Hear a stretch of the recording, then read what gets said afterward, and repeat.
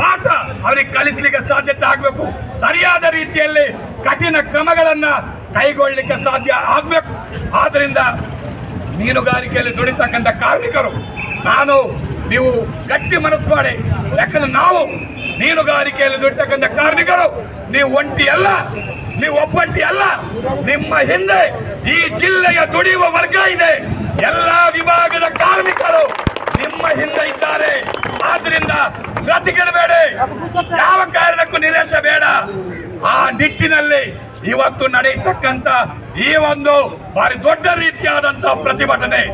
ಆದ್ರಿಂದ ನಮಗೆ ನ್ಯಾಯ ಸಿಗದೇ ಇದ್ರೆ ನಮ್ಗೆ ಈ ಒಂದು ಬೇಡಿಕೆ ಏನಿದೆ, ಮುರುಗನ್ ಕುಟುಂಬಕ್ಕೆ 25 ಲಕ್ಷ ರೂಪಾಯಿ ಪರಿಹಾರ ಸಿಗಬೇಕು. ನಮಗೆ ಸಿಗಬೇಕು. ಅವರಿಗೆ ಸಿಗದೆ ನಾವು ವಿರಮಿಸೋದಿಲ್ಲ. ನಮಗೆ ನ್ಯಾಯ ಸಿಗಬೇಕು. ಅಂತ ಸಂದರ್ಭದಲ್ಲಿ ನಾವಿಲ್ಲಿ 10 ತಾಯಿಯ ಮಕ್ಕಳಿದ್ದೀವಿ, ಹೌದಲ್ಲ? 10 ತಾಯಿಯ ಮಕ್ಕಳು ಒಂದೇ ತಾಯಿಯ ಮಕ್ಕಳಾಗಿ ನಾವು ಇದನ್ನ ಫೈಟ್ ಮಾಡ್ಲಿಕ್ಕೆ ಸಾಧ್ಯತೆ ಆಗ್ಬೇಕು. ಒಂದಾಗಿರೋಣ.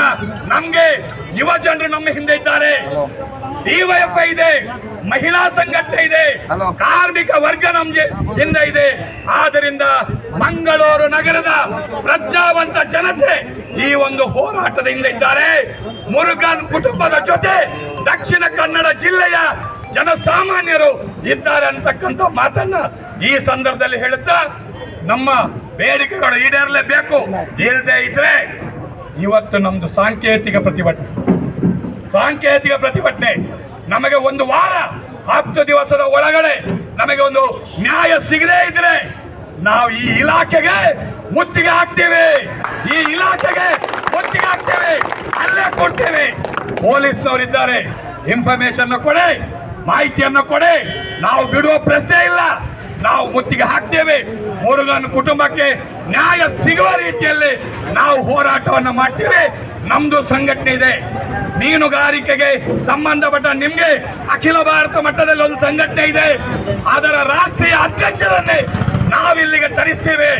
ಇಲ್ಲಿಗೆ ತರಿಸುವ ಮೂಲಕ ನಮಗೆ ನ್ಯಾಯ ಕೊಡಿಸಲಿಕ್ಕೆ ಇಡೀ ದೇಶದಲ್ಲಿ ಇದು ಸುದ್ದಿ ಆಗುವ ರೀತಿಯಲ್ಲಿ ಆಗಬೇಕು. ಇವತ್ತು ನಮ್ಮ ಮುರುಗನ್ ರವರು ತಮಿಳುನಾಡು ಮೂಲದವರು. ತಮಿಳುನಾಡಿನಲ್ಲಿ ನಮ್ಮ ಈ CITU, ಈ ಡಿವೈಎಫ್ಐ, ಕೆಂಪು ಬಾವುಟ ಮತ್ತು ಬಿಳಿ ಬಾವುಟ ಅವರ ಊರಿನಲ್ಲಿ ಅತ್ಯಂತ ಬಲಿಷ್ಠವಾಗಿದೆ. ಅಲ್ಲಿನ ಸಂಗಾತಿಗಳು ಕೂಡ, ಅಲ್ಲಿನ ಜನನು ಕೂಡ ಮುರುಗನಿಗೆ ನ್ಯಾಯ ಸಿಗಬೇಕಂತೇಳಿ ಒಂದು ಬೇಡಿಕೆಯನ್ನು ಇಟ್ಟಿದ್ದಾರೆ. ಒಂದು ಧ್ವನಿಯನ್ನ ತಮಿಳುನಾಡಿನಲ್ಲೂ ಕೂಡ ಮೊಳಗಿದೆ. ಆಗಿರುವಾಗ ನಮ್ಮ ಹೋರಾಟ ನಿಜವಾಗಿ ನ್ಯಾಯಯುತವಾದಂತಹ ಹೋರಾಟ. ಈ ಹೋರಾಟವನ್ನ ನಾವೆಲ್ಲರೂ ಒಂದಾಗಿ ನಿಂತು ಮುಂದೆ ಕೊಂಡೊಯ್ಯೋಣ. ಇದು ನಾವು ಇಲ್ಲಿ ಬದುಕ್ತಾ ಇದ್ದೇವೆ, ಜೀವನ ಮಾಡ್ತಾ ಇದ್ದೇವೆ. ನಮ್ಮ ಬದುಕಿಗೆ, ನಮ್ಮ ಜೀವನಕ್ಕೆ ಸರಿಯಾದ ರೀತಿಯಲ್ಲಿ ನ್ಯಾಯ ಸಿಗಬೇಕು.